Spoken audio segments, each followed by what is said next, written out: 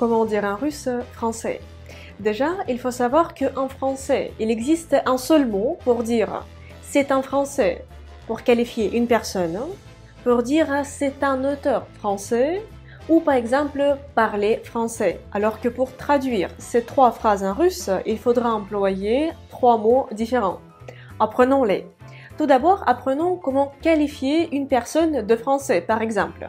C'est un français et c'est une française. Au masculin, ce sera Franzos, Franzos, un français.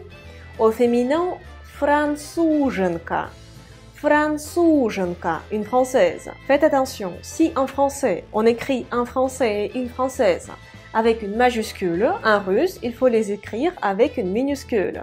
L'exemple suivant, c'est l'adjectif français, comme par exemple dans l'expression « un auteur français ». En russe, ce sera « французский », « французский ».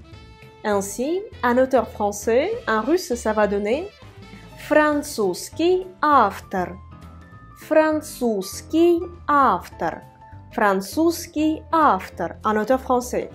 Faites également attention, en russe, les adjectifs se placent devant les noms, ils qualifient. Et le troisième cas d'emploi, c'est pour dire « je parle français ». En russe, il faudra dire « по-французски », « по-французски ». Ainsi, « je parle français », c'est « я говорю », « je parle », « по-французски ».